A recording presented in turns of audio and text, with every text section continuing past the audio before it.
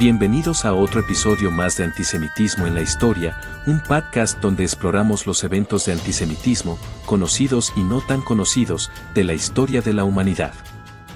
En este capítulo continuamos nuestra serie sobre las matanzas de 1391, una ola de violencia que recorrió la península ibérica durante el verano de ese año.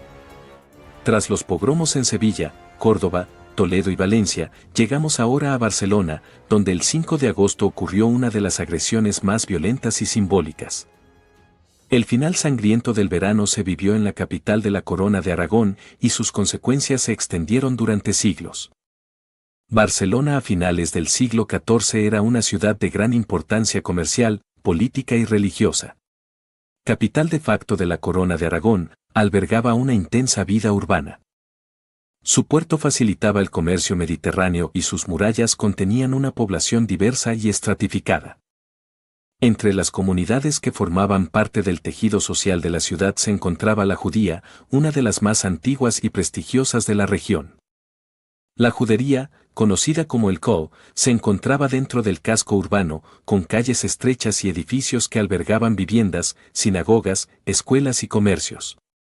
Era un barrio cerrado pero integrado a la economía general de la ciudad. La comunidad judía barcelonesa contaba con unos 4.000 miembros, lo que representaba aproximadamente el 15% de la población total. Tenía una organización interna fuerte, con consejos de aljama, jueces propios y una red de asistencia social. Sus integrantes eran principalmente médicos, comerciantes, prestamistas, escribanos y rabinos. Muchos de ellos gozaban de prestigio y relación directa con la monarquía. También existía una rica producción intelectual, con figuras como el rabino Salomó ben Adret, uno de los sabios más influyentes del judaísmo medieval. Ben Adret, nacido en 1235, había sido discípulo de Namanides y dirigía una influyente yeshivá en Barcelona. Su legado filosófico y alágico tuvo un alcance que superó los límites de la península, consolidando a Barcelona como un centro espiritual judío de referencia. La estructura del Cal incluía varias sinagogas, siendo la más importante la Sinagoga Mayor, ubicada en lo que hoy es la calle Marlet. Esta sinagoga servía no solo como lugar de oración, sino también como punto de reunión política y social de la comunidad. Las demás sinagogas estaban distribuidas a lo largo de las callejuelas del Cal y junto con las mikvaot, baños rituales, panaderías caser y escuelas, formaban un microcosmos autosuficiente que reflejaba una rica vida religiosa y cultural. A pesar de su arraigo, la tensión se había venido acumulando. Desde junio de 1391, las noticias de los pogromos en Sevilla, Córdoba y otras ciudades castellanas habían llegado a oídos barceloneses. La inseguridad creció. Las autoridades recibieron advertencias, pero actuaron con tibieza. En las calles se multiplicaban los rumores que los judíos habían envenenado pozos, que ocultaban riquezas indebidas, que dominaban la economía. La crisis económica afectaba a las clases populares, y los judíos, visibles y minoritarios, se convirtieron en chivo expiatorio. Gremios de artesanos, campesinos pobres y menestrales urbanos comenzaron a organizarse informalmente. La Iglesia, aunque no convocó directamente a la violencia, tampoco condenó los discursos antijudíos que se expandían desde algunos púlpitos. La inacción del poder real y la falta de una política de protección preventiva evidencian el desinterés institucional. El 5 de agosto de 1391, coincidiendo con la festividad de Santo Domingo, una multitud enardecida se reunió en las inmediaciones del Cal. El simbolismo no fue accidental. Domingo de Guzmán era considerado por muchos el paladín de la ortodoxia cristiana, y la religión judía era percibida como herética y obstinada. Los primeros ataques fueron dirigidos contra las puertas del barrio. Luego vinieron los saqueos. Las casas fueron invadidas, las sinagogas profanadas, las calles cubiertas de cuerpos. Durante horas, el Coll fue escenario de un pogromo sistemático y brutal. Los atacantes iban armados con herramientas del campo y del taller, hachas, cuchillos, garrotes. La brutalidad de los actos superó todo precedente conocido en la ciudad. Las cifras varían, pero se estima que unas 300 personas fueron asesinadas directamente. Muchos otros fueron heridos o violados. Algunos lograron huir gracias a la ayuda de vecinos cristianos que los ocultaron, pero fueron los menos.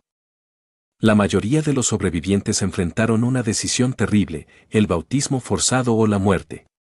Ante la amenaza inminente, cientos de judíos aceptaron el bautismo, no por convicción, sino por supervivencia.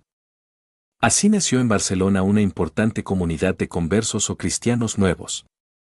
El pogromo no se limitó a la violencia física. Fue también una destrucción institucional. Las sinagogas del Cal, al menos 5 documentadas, fueron destruidas o convertidas en iglesias. El archivo de la aljama desapareció. Los bienes inmuebles pasaron a manos de cristianos, muchos de ellos vinculados al poder municipal o al clero. La red educativa, los tribunales rabínicos, las estructuras fiscales, todo se desintegró en cuestión de días. La comunidad judía de Barcelona, una de las más antiguas de la península, fue eliminada como sujeto colectivo. Las autoridades no intervinieron con eficacia. El rey Juan I de Aragón no actuó con firmeza, y los jurados de Barcelona permitieron que la violencia siguiera su curso. La Iglesia, lejos de ofrecer refugio, validó las conversiones forzadas y mantuvo el silencio institucional. Los saqueadores no fueron castigados. Al contrario, muchos de ellos consolidaron sus ganancias materiales y sociales tras la masacre. El archivo notarial revela transferencias de propiedades registradas poco después del 5 de agosto a nombre de ciudadanos cristianos prominentes. Los cambios en el espacio urbano fueron duraderos. La calle principal del Cal, antes sin denominación religiosa, fue rebautizada como calle de San Domènec en honor al santo del día en que ocurrió el pogromo. Durante siglos, ese nombre fue un recordatorio simbólico de la fecha de la violencia. Recién en 2018, el Ayuntamiento de Barcelona modificó el nombre por el del rabino Salomó Ben Adret, en un gesto de recuperación histórica. La memoria espacial, aunque tardía, busca restaurar parte de la historia borrada. Los conversos, lejos de integrarse plenamente, se convirtieron en blanco de sospechas. Eran cristianos por obligación y muchos continuaban practicando el judaísmo en secreto.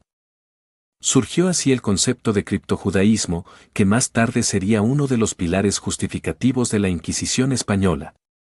Lo que comenzó como violencia de masa se tradujo en un sistema de vigilancia y persecución que duraría siglos. Los descendientes de los conversos serían objeto de leyes discriminatorias y persecución religiosa, incluso más allá de 1492.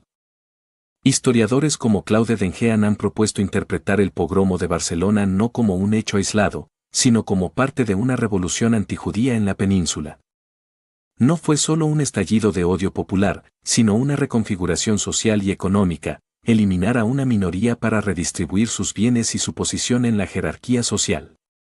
En Barcelona, esa reconfiguración fue total. Desapareció la comunidad, se desmanteló su estructura, se legitimó su desaparición. El caso de Barcelona sirve como modelo extremo de un fenómeno que se replicó en muchas ciudades de la península ibérica durante ese trágico año. La memoria de la judería barcelonesa quedó enterrada durante siglos. Solo en tiempos recientes, instituciones como el Museu Diocesa han comenzado a reconocer la responsabilidad de la Iglesia en la validación de los bautismos forzados. A través de exposiciones, conferencias y programas educativos, se intenta hoy recuperar esa historia borrada, dar voz a quienes fueron silenciados. La arqueología urbana y los estudios históricos han permitido reconstruir parcialmente el trazado del antiguo Cal y se han identificado vestigios de sinagogas, muros y elementos cotidianos de la vida judía medieval. El 5 de agosto de 1391 no cayó solo una comunidad, cayó una forma de convivencia. Lo que siguió fue un vacío que no pudo ser llenado. La ciudad perdió una parte esencial de su diversidad, de su historia, de su alma. La destrucción del Cal fue también la destrucción de un puente entre culturas. Su reconstrucción, al menos en la memoria, es una tarea que apenas ha comenzado. Gracias por escuchar este episodio de Antisemitismo en la Historia. En el próximo capítulo continuaremos con la serie sobre las matanzas de 1391 y nos detendremos en Lérida, Mallorca y otras comunidades borradas de la historia.